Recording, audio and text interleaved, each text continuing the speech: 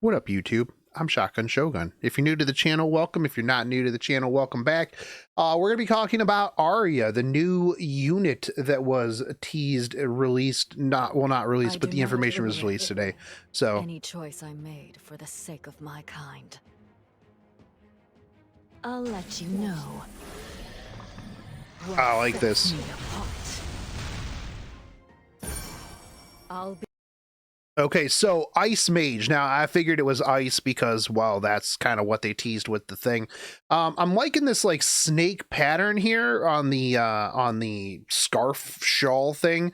That kind of goes along with the cool S3 that she has going on. So this is the Shadow Elf's leader who dreams of the prosperity of her people. Looking like we have an active S1 and S3 with the passive S2 seems to be pretty common these days. Yeah, I do like the S3 aesthetic. Now, a lot of people I've seen already complaining about the massive assets that she has, very low effort. But you know, hey, is what it is, man.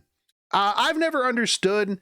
I'm going to point this out. We're going to derail for a second. Now, as you can see here, where my mouse is circling right now, clothes don't do that for the most part, right? So why draw that in there? Like, her clothes are not being sucked into her belly button.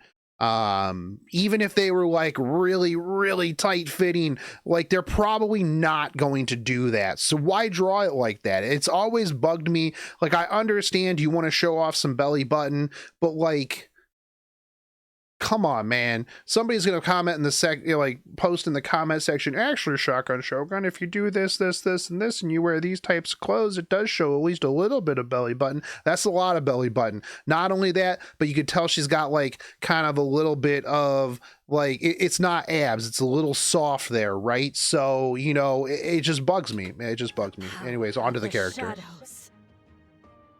아리아는 과거 나탈론으로 이주해 정착했던 I always have these French subtitles on. 레단의 장녀입니다.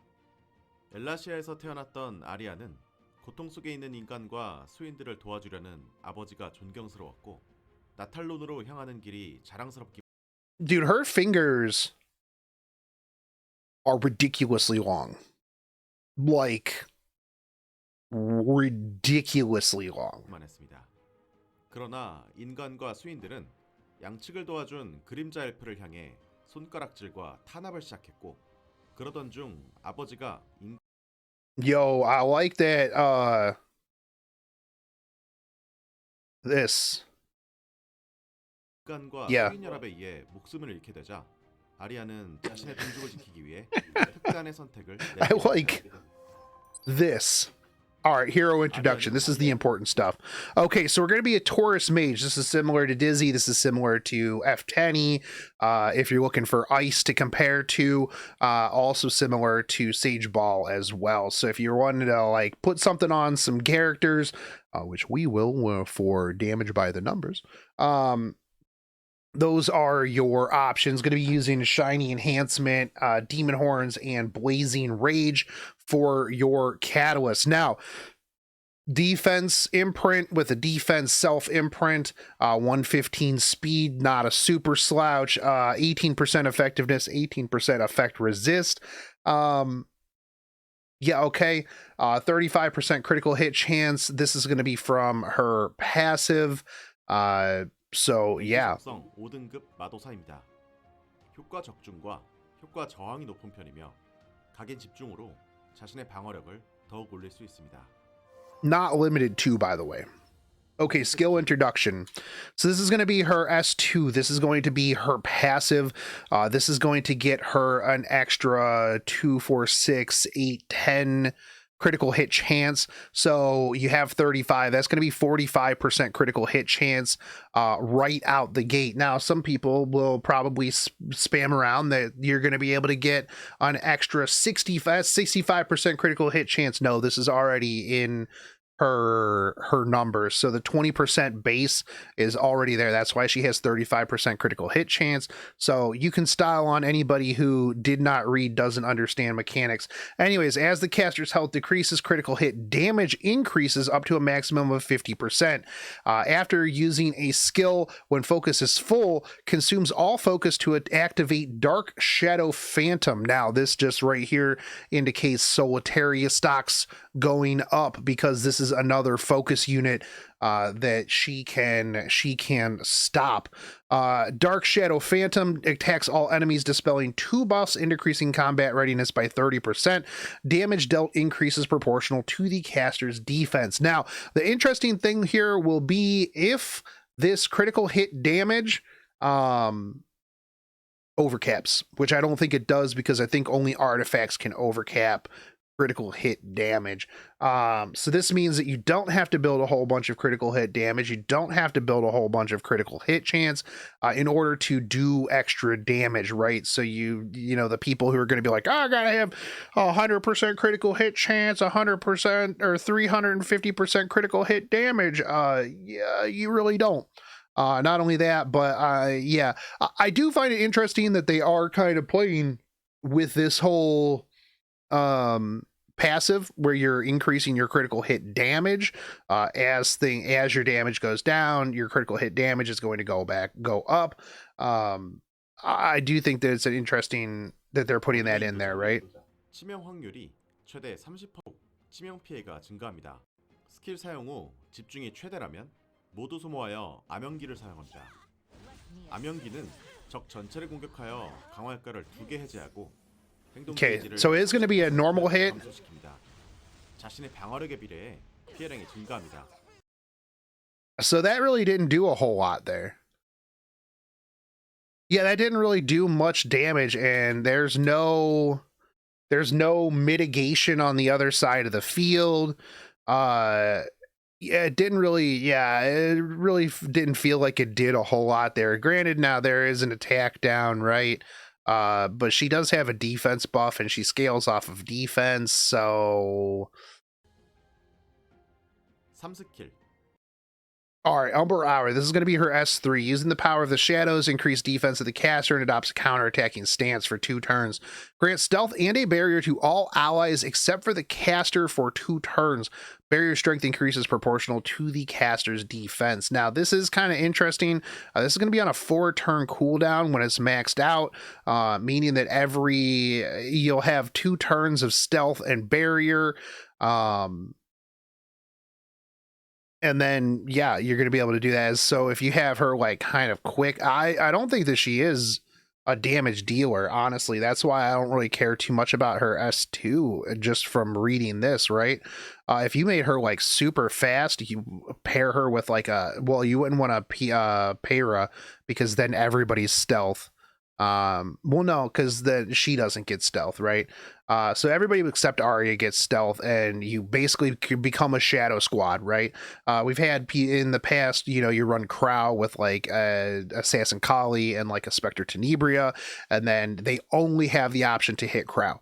In other iterations of this, you've had Senya shadow squads, stuff like that. This just gives stealth to everybody, and defense to her. Now, with the fact that there's things that, ignore defense, Rylets, Hua Young, ML Haste, LRK, stuff like that.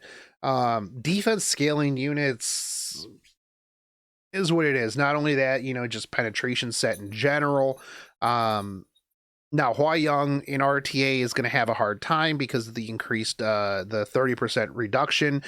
In anything else, Guild Wars, anything like that, even on a miss, it really doesn't matter because the 30%'s not there. So you'll just be able to bop her real easily, because it'll be like LHC, where they're just going to be like, oh, I'm going to put 2,000 defense on her and keep her at like 1,400 HP, and then she'll just die. It is what it is, so we'll see. But this is kind of interesting. 자신에게 2턴간 방어력 증가, 반격을 발생시킵니다. 자신을 제외한 아군 전체에게 2턴간 은신, 보호막을 발생시킵니다. 보호막은 자신의 방어력에 No, go back 비해 to what I was. 증가합니다. Okay. 1스킬 그림자 부르기. Attacks 2 enemies or shadows with a 40% chance to decrease hit chance for 1 turn. Damage dealt increases proportional to the caster's HP. So this is going to go up to 5, 10, 50% chance to decrease hit chance. So that's not bad. Soul Burn grants an extra turn for 20 souls. Unless you're trying to cycle your S3 faster. 10% 확률로 1턴간 명중 감소를 20 souls seems like a lot for an 자신의 extra 방어력에 turn. 비해 피해량이 증가합니다. Does hit 2 targets though, so 추가 턴 yeah, no, this must not be very much of a damage build because like that is no damage, even with an attack down. Like that is real low damage on an LH on a C Lilius. LHC I can understand because high defense, and she doesn't pen defense at all. She does have an attack down. Before you comment that in the comment section, I understand she does have an attack down, but even with an attack down, that's not a lot of damage.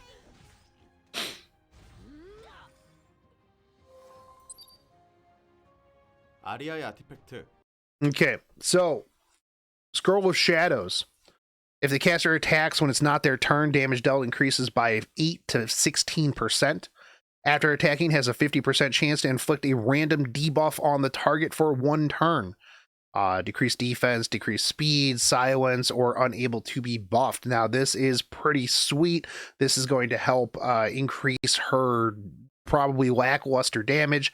I would really hope that I don't know if she was using this in the video, but this would increase her lackluster damage as well as putting on another random debuff, like the unable to be buffed, the silence, the increased speed, defense break, are all really, really huge. And I like that they didn't put in like a bunch of other debuffs to fluff, like, oh, burn, bleed, attack down, miss, stuff like that. So it really gives you like a 25% chance.